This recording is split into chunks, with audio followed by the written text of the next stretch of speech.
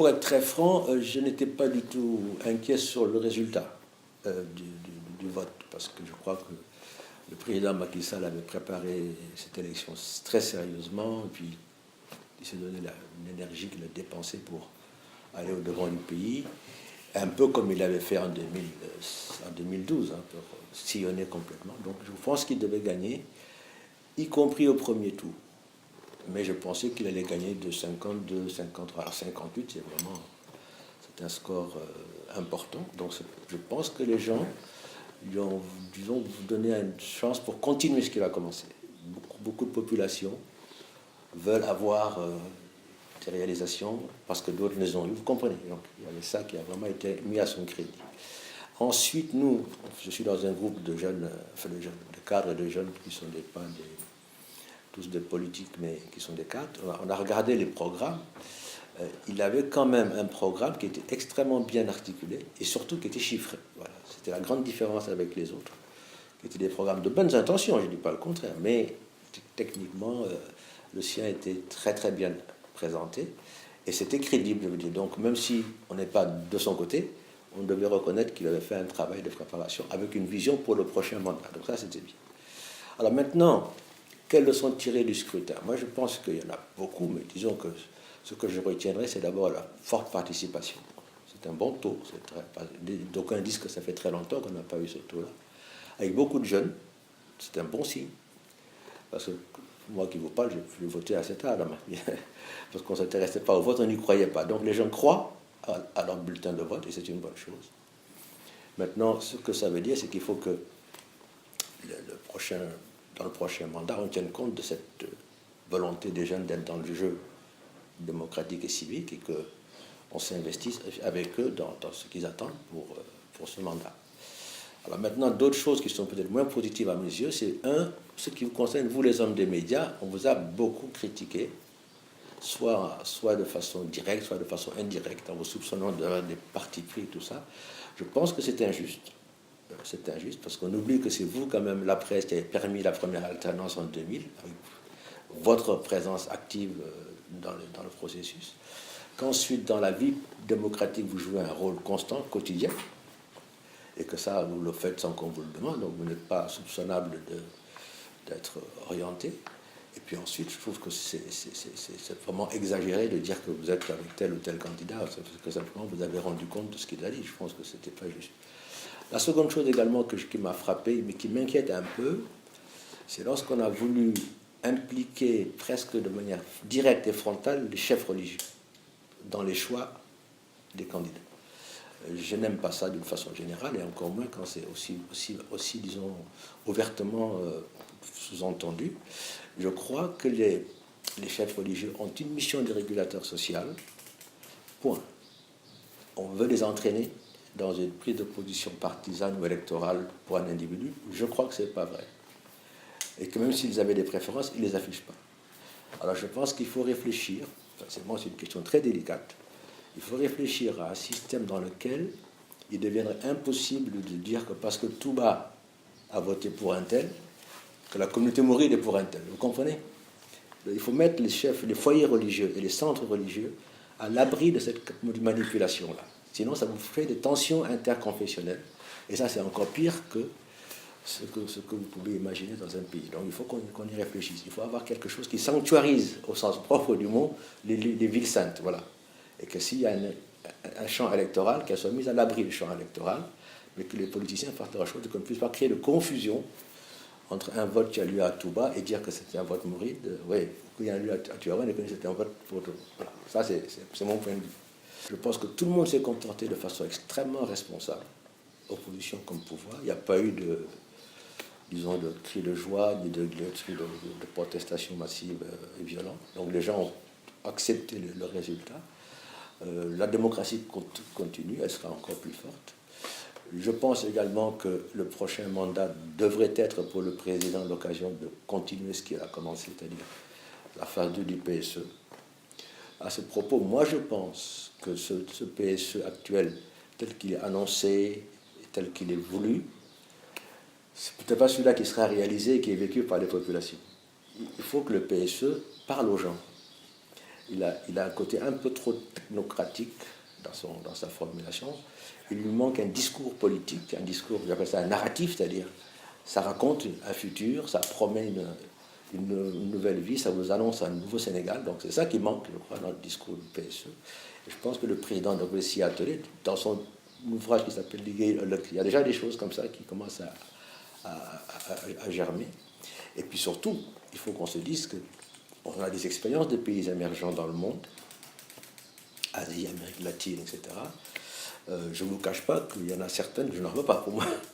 Il y a tellement des inégalités. Il y a des pays qui ont des croissances de 7-8 points, et puis les gens vivent dans des égouts. Je pense qu'on n'en veut pas. Ça, je dis qu'il faudrait quand même que, alors, nous qui sommes des socialistes, entre parenthèses, de longue date, de gens de gauche, comme on dit, mais c'est un mot qui a un sens différent ici qu'en Europe, on souhaiterait qu'il y ait davantage d'empreintes socialistes dans la formulation de la phase 2 du PSE, puisque Dieu fait que maintenant on a une perspective de devenir un petit émirat, hein, on n'est pas très nombreux, on peut fort bien, je vais vous dire, gérer les recettes qu'on va avoir de cette nouvelle économie sénégalaise, de façon que le PSE soit partagé, que ce soit un PSE pour tous, l'émergence soit pour tous.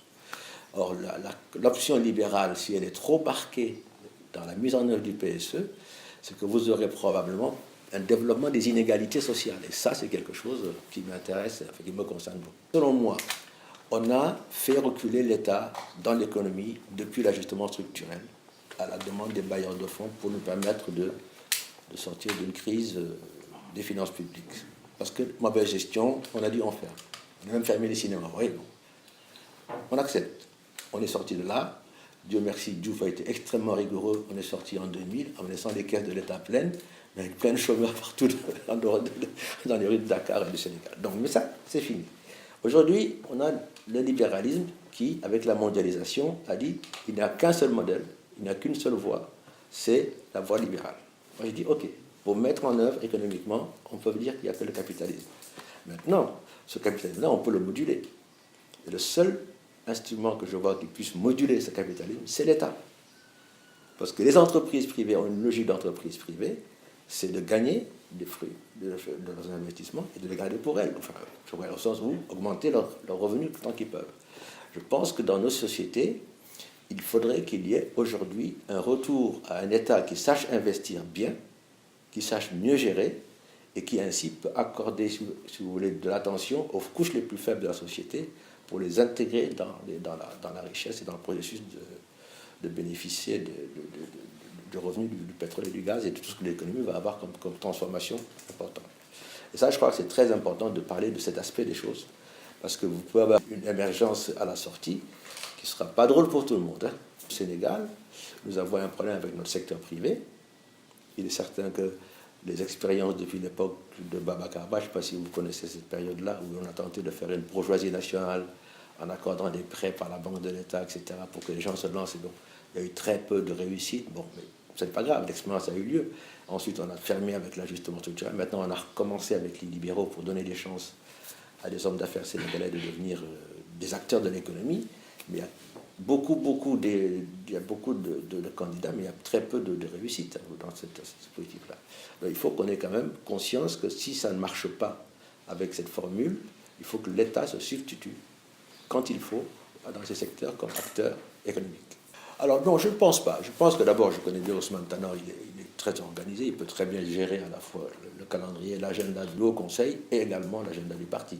La défaite de 2000, si vous voulez, a fait que le PS aussi a subi un vrai choc. Il ne faut pas se cacher les choses. Beaucoup de gens sont partis, beaucoup de gens se sont croisés les bras, beaucoup de gens sont dans l'attente. Donc, il y a un travail de mobilisation à faire. Mais ça ne peut pas se faire comme ça. Il faut qu'il y ait, je crois, aussi bien un débat interne dans le PS qu'un débat dans le pays sur les orientations. Alors moi, j'aime bien quand on se moque du président Macky Sall, qu'on traite de maoïste, parce que c'est une bonne base, le maoïsme, parce que c'est ça qui a donné la Chine d'aujourd'hui.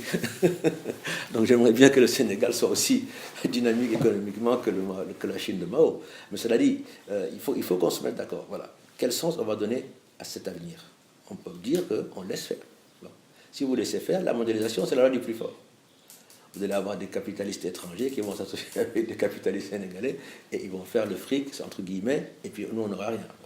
Je pense que c'est là où il faut qu'on donne à l'État une nouvelle place dans le jeu, et ça se formule. ça se formule politiquement, idéologiquement, en disant on le fait parce que on estime que c'est le meilleur moyen pour insérer les jeunes générations montantes, insérer les femmes, insérer le monde rural dans une économie moderne. Voilà, tout ça, c'est des choses qui vont se faire par la volonté de l'État. Si vous laissez ça à la liberté du marché, vous aurez beaucoup de déchets. Voilà, ça, c'est ma conviction. Maintenant, le Parti socialiste, je pense qu'il a la capacité à la fois humaine et l'expérience historique pour pouvoir mener cette mutation, en même temps qu'il contribue à l'action gouvernementale par le biais de la coalition. Question difficile, parce que ce n'est pas parce que vous avez un candidat ou que vous n'en avez pas que ça impacte votre avenir. Les partis ont des périodes de reflux et des périodes d'avancée. Nous, on était en période de reflux depuis 2000, c'est normal. Maintenant, je crois qu'avec la coalition, on était tenu à un minimum, je pense, de cohérence dans la démarche. Si nous avons des candidats sans un programme commun, ça fait dissidence, alors que si nous avions un programme commun, on aurait pu au moins faire comme la gauche française l'a fait avec Mitterrand. Le PC a soutenu Mitterrand sur la base d'un programme et ensuite ils sont allés ensemble au gouvernement. Mais ici, le projet s'est parti à l'envers et c'est pas plus mal parce que de toute façon, le président Macky Sall était à son premier mandat. Donc maintenant, on aurait pu, dans le deuxième mandat, demander une discussion sur le contenu des programmes et puis avancer avec eux également sur des candidatures communes. Mais ce n'était pas nécessaire puisque le président Macky Sall était déjà candidat pour sa réélection. Je pense d'ailleurs que ça pose un problème des mandats. C'est une perspective personnelle, ça. Un État africain jeune comme ça, un président avec 5 ans, il ne peut pas faire grand-chose. Il faut au moins qu'il ait 10 à 12 ans de capacité d'être au pouvoir. Et comme la loi que nous avons est une bonne inspiration française, on a fait des mandats de 5 ans. Moi, j'étais pour les 7 ans, maintien des 7 ans, mais bref. Finalement, le président Macky Sall a fait ses 7 ans, et maintenant, s'il en fait 5, ça fait 12. Je pense qu'en 12 ans, on peut dire, voilà, j'ai travaillé, et je peux avoir des preuves que j'ai fait bien ou pas bien. 5 ans, c'est court. Donc, on peut réfléchir à des systèmes qui sont d'ailleurs, je crois, si ma mémoire répond, c'est au Venezuela. Vous avez un mandat, je crois, où vous êtes pour 10 ou 12 ans, et à 5 ans, on fait un mandat de confirmation, un référendum, à tour unique. Est-ce que vous voulez que Bassène continue ou pas? Voilà. Et puis le pays vote. Et puis si vous votez pas, si on vote contre vous, vous tombez. Le premier mandat, vous êtes élu. Là, il y a 2 tours. À la confirmation, c'est un seul tour. Et puis vous faut sortir après le deuxième mandat. Voilà, il n'y a pas de prolongation possible. Parce que quand vous avez la perspective ou même la hantise du second tour, ça vous oblige à avoir des comportements politiques très bons, voilà, qui peuvent faire qu'on conteste, on vous dit oui, on n'a pas joué le jeu, etc. Il vaut mieux qu'on ait une règle assez claire comme ça, de dire qu'un chef d'État est élu pour 12 ans, avec 7 ans, parce que la première année, vous êtes déjà en train de vous organiser, et puis vous commencez simplement à avoir l'argent à la deuxième, donc vous avez vraiment un travail qui commence au bout d'1 an et demi, 2 ans. Voilà. Donc vous auriez 2 fois 5 ans, ça fait 10 ans, en disant vous faites du bon travail, vous faites pas du bon travail, c'est pas la peine de continuer. Alors ça, c'est un sentiment personnel. Donc pour revenir au PS, je pense que nous sommes aujourd'hui encore en mesure de donner cette part d'expérience et surtout de capacité de proposition, pas seulement à travers le parti, d'ailleurs, tous les cadres de ce pays ont des idées. Nous sommes dans un petit mouvement qu'on a créé en 2016 qui s'appelle Ensemble pour demain. C'est une structure qui est à la fois mouvement d'idées et mouvement d'action. Bon, il y a des anciens du PS comme moi, comme d'autres camarades, le professeur Cassé, le professeur Touré, etc., Abou Touré, le vétérinaire, mais on a des jeunes qui nous ont rejoints, ça nous a beaucoup fait plaisir, aussi bien des étudiants, des jeunes qui travaillent déjà, parce qu'ils se disent aussi, il faut qu'on apprenne à nous intéresser à la vie politique, à la vie publique, vous voyez. Et ces gens-là donnent des idées qui sont très, très rafraîchissantes par rapport à nous qui sommes un peu expérimentés. Donc, vous voyez, il y a des cercles différents qui ne sont pas dans le PS en tant que membres actifs, mais qui travaillent dans une perspective pour enrichir le débat, donner de nouvelles idées. Parce que la mondialisation, c'est aussi ça, c'est un grand avantage de la mondialisation. C'est que vous êtes dans une structure, dans un système où les expériences des autres sont très vite accessibles. Voilà.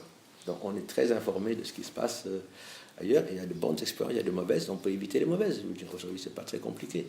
On n'a pas besoin de ressembler à certains pays d'Afrique centrale où tout est capté par un cercle de militaires ou des choses comme ça. Oui, donc on peut éviter ce type de dérive, avoir réellement une société qui soit moderne, où on a du salariat, parce que là aussi c'est un vrai problème. Nos hommes d'affaires africains sont souvent riches, mais ils ne payent pas leurs employés. Donc, vous voyez, c'est des vrais problèmes, je veux dire. Et les jeunes n'ont pas envie de travailler avec ces gens-là. Moi, je sais que je reçois des demandes d'emploi de gens pour les aider. Ils demandent toujours les entreprises touables, les banques marocaines ou les employeurs du secteur privé. Oui.